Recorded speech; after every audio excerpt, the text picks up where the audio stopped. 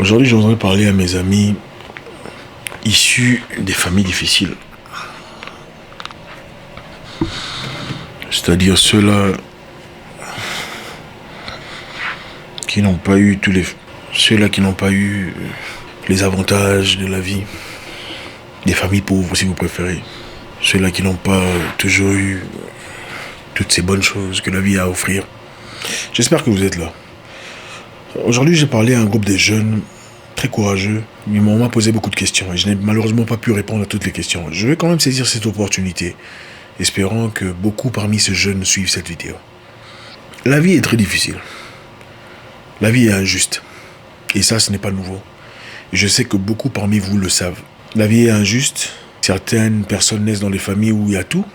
Tout est facile, il y a des opportunités, papa a un emploi génial, il y a assez d'argent pour envoyer tout le monde en Europe ou aux États-Unis, faire des formations, peu importe. Il y a des familles où il faut à peine se battre pour avoir de quoi manger, de quoi vivre, de quoi payer l'école. Ça fait partie de la vie. Mais la belle histoire de la vie est celle-ci. C'est que chaque humain reçoit comme un papier vierge. À chaque humain est donné un canvas, un papier vierge, sur lequel il peut écrire sa propre histoire, selon sa propre dictée. Vous me suivez là? Il a été donné à chaque personne un papier vierge sur lequel il peut écrire sa propre histoire, sa propre destinée, selon sa propre dictée. Et cela n'a rien à voir avec l'argent, ça n'a rien à voir avec les opportunités, rien à voir avec... Ça a tout à voir avec la niaque qui brûle dans votre cœur. Tout dépend de vous. La vie est injuste et personne ne peut le changer. Ça, c'est une réalité qu'on ne peut pas changer. Mais c'est vous qui décidez votre destinée, votre situation dans l'avenir. Aujourd'hui, je voudrais m'adresser à ces jeunes gens, ces jeunes personnes courageuses, ces jeunes batailleurs qui m'envoient souvent des messages, ces jeunes qui viennent me chercher de fois quand c'est impossible. Comprenez une chose, la vie appartient aux travailleurs. La vie n'appartient pas aux talentueux. La vie n'appartient pas toujours aux chanceux.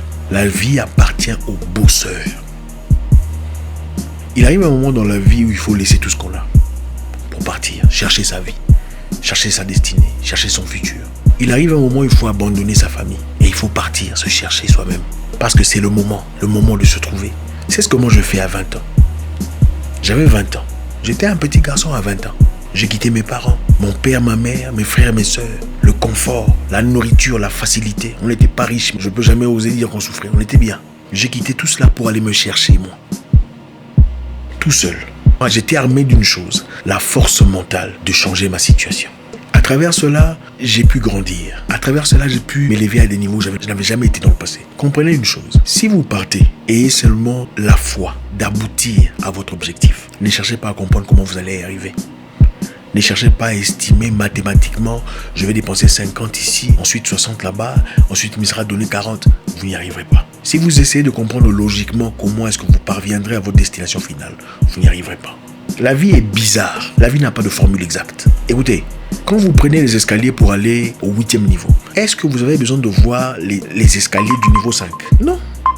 Vous n'avez pas besoin de faire ça. Vous avez simplement besoin d'avoir la foi, de savoir que j'y vais. Je suis au 2e niveau, j'arrive au 3e niveau, ensuite au 8e niveau. Vous n'avez pas besoin de voir les escaliers du 4e niveau pendant que vous partez au 8e. Vous avez simplement besoin d'avoir la foi que vous allez arriver à destination. C'est comme ça qu'on prend la vie. La vie appartient à ceux qui se réveillent tôt, les amis. Vous êtes un jeune homme, vous essayez d'aider la famille, d'avancer dans la vie. Vous êtes issu d'une famille difficile. La vie appartient à ceux qui se lèvent très tôt le matin. Pendant que tout le monde dort, vous êtes debout, en train de réfléchir comment est-ce que je veux m'appliquer. Pendant que tout le monde dort, vous êtes en train de planifier votre journée. Vous êtes en train de travailler. Pendant que tout le monde se repose, vous bossez encore. Et encore et encore. La vie appartient aux bosseurs, pas aux talentueux. Beaucoup de gens talentueux travaillent pour des bosseurs. Le propriétaire de Facebook n'a pas fini l'école universitaire, mais qui travaille pour lui? Des gens qui ont beaucoup plus de talent que lui. De même pour Bill Gates, la vie appartient aux bosseurs, aux travailleurs, à ceux qui sacrifient ce qu'ils sont aujourd'hui pour demain. Quand vous voulez vous démarquer dans la vie, vous ne pouvez pas être fatigué. Vous ne pouvez pas dire oh, j'ai mal à la tête, je veux me reposer un peu. Ça ne fait pas partie du jeu.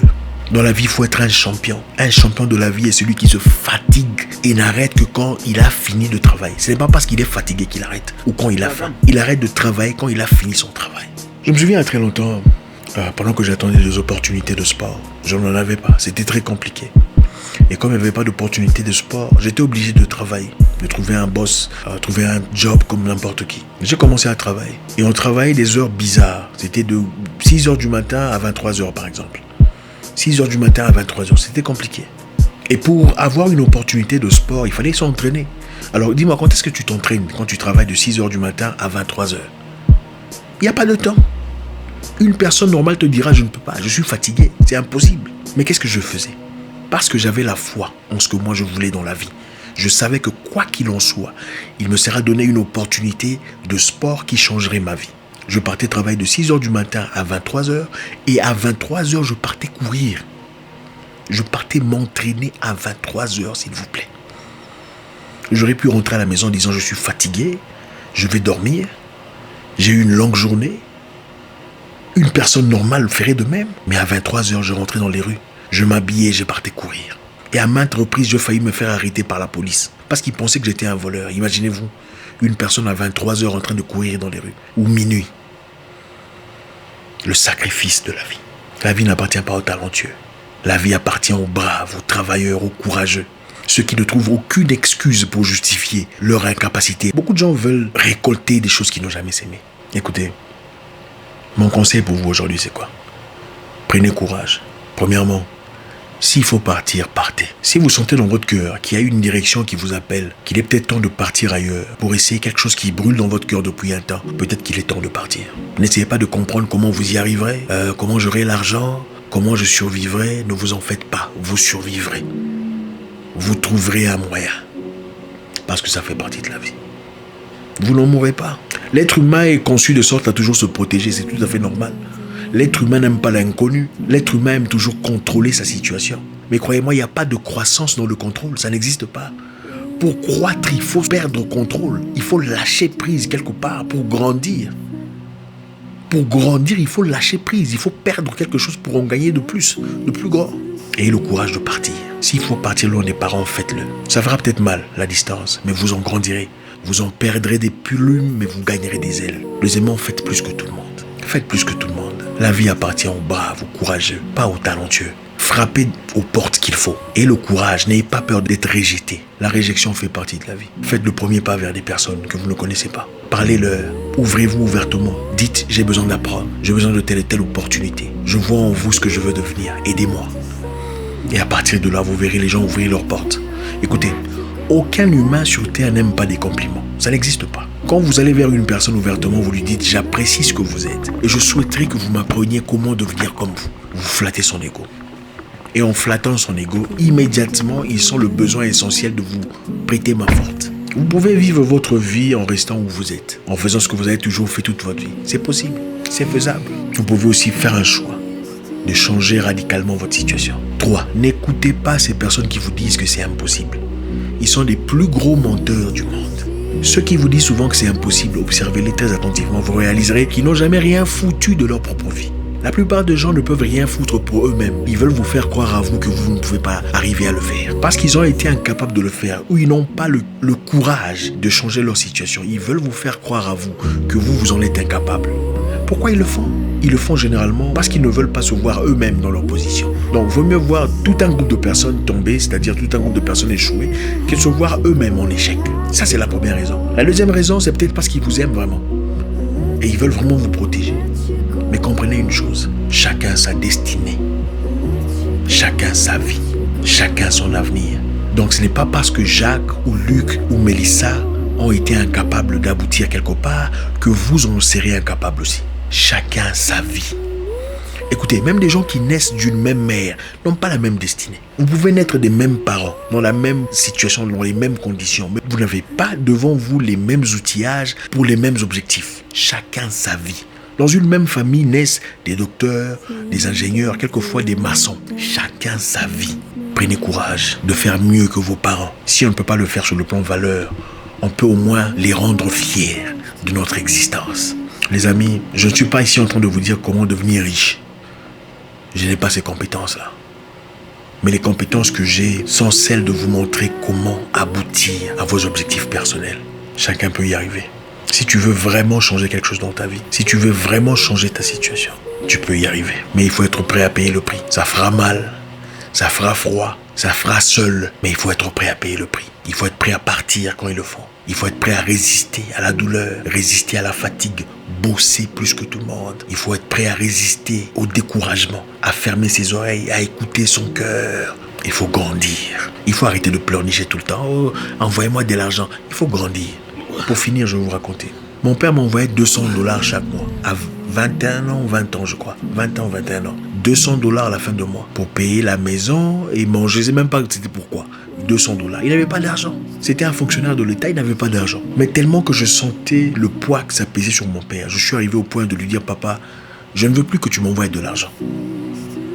Je suis assez grand pour prendre soin de moi. Il était choqué. C'est la décision que j'ai prise. J'ai choisi de travailler dans les rues, de laver les voitures des gens, mais de ne plus recevoir de l'argent venant de mon père. Et cela m'a aidé à grandir. Cela a bâti en moi le caractère d'un homme fort, un caractère d'acier, pouvant ainsi résister à tous les intempéries de la vie. Il faut affronter la vie. Il faut arrêter de se cacher derrière les parents, se cacher derrière le confort de la famille, se cacher derrière la facilité sociale. Peu importe ce que vous gagnez dans la vie, si vous ne le gagnez pas à travers un caractère fort, vous le perdrez. Et vous serez incapable de les récupérer. Vous connaissez certainement au moins une personne qui a hérité de l'argent de son père. Mais après la mort de son père, il a été incapable de le garder. Pourquoi? Parce qu'il n'avait pas le caractère qui a construit cet argent. Construisez le caractère. Et le caractère vous poussera toujours de l'avant. Merci les amis, toujours un réel plaisir de discuter avec vous en famille. Laissez un commentaire, vous savez comment ça se passe. La vie n'a pas de formule exacte. La seule formule que je puisse vous donner aujourd'hui, c'est le caractère, c'est la niaque, le courage, le travail. N'ayez pas peur d'être rejeté, n'ayez pas peur de frapper à la porte, n'ayez pas peur de poser des questions, n'ayez pas peur de partir. Même quand vous n'avez rien, vous n'en mourrez pas. Vous trouverez quelqu'un, vous rencontrerez des amis, vous trouverez des compatriotes, des partenaires de vie. Vous trouverez des gens prêts à vous aider. Vous trouverez des gens qui vous ouvriront de portes. Même si ceux qui sont proches vous rejettent, vous trouverez des étrangers qui sont prêts à payer le prix pour vous. Si pas à vos côtés, ça fait partie de la vie. Bon courage. À très bientôt pour une nouvelle vidéo. Au revoir.